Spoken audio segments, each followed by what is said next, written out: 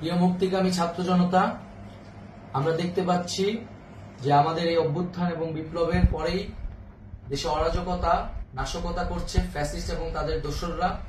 আমরা দেখতে পাচ্ছি যে বিভিন্ন জায়গায় এখন গোলাগুলি চলছে, মন্দিরে হামলা হচ্ছে এবং নাশকতা ও লুটপাট করছে।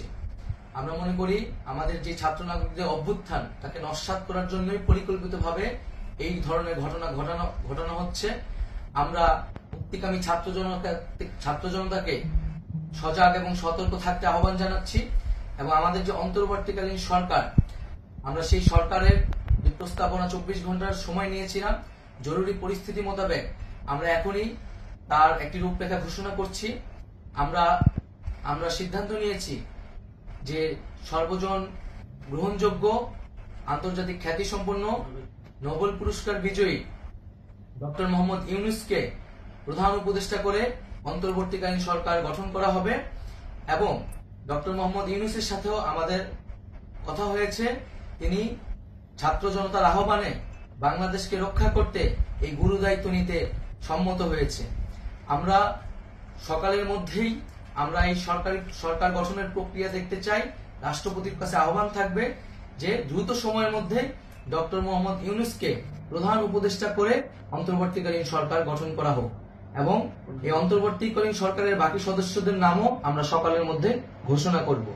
প্রিয় বন্ধুগণ, দেশে যে অরাজকতা চলছে, মানুষের জীবনের নিরাপত্তাহীনতা চলছে, সেজন্য আমরা রাষ্ট্রপতির কাছে আহ্বান জানাচ্ছি দেশে আইন শৃঙ্খলা পরিবেশ ফিরিয়ে আনার জন্য দ্রুত সময়ের মধ্যে কার্যকর ব্যবস্থা নিতে হবে এবং আইন শৃঙ্খলা বাহিনীকে সহযোগিতা করার জন্য মুক্তিকামী ছাত্র জনতাও রাজপথে থাকবে এবং অন্তর্বর্তীকালীন সরকার গঠন না হওয়া পর্যন্ত মুক্তিকামী ছাত্র জনতাকে রাজপথে থেকে তাদের যে অভ্যুত্থান, সেই অভ্যুত্থানকে রক্ষা করতে হবে। প্রিয় বন্ধুগণ, আমরা রক্ত দিয়েছি, শহীদ হয়েছি।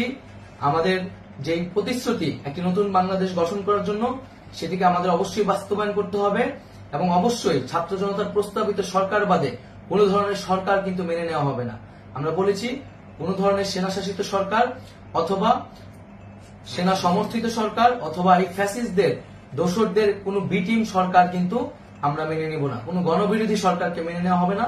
ছাত্র জনতার অভ্যুত্থানকারী যে প্রস্তাবিত সরকার, অন্তর্বর্তীকালীন সরকার, যেটা আমরা সিদ্ধান্ত উপনীত হয়েছি ডক্টর মোহাম্মদ ইউনূসকে প্রধান উপদেষ্টা করে এই সরকার গঠন করা হবে, সেই সরকারকেই বাস্তবায়ন করতে হবে অবিলম্বে।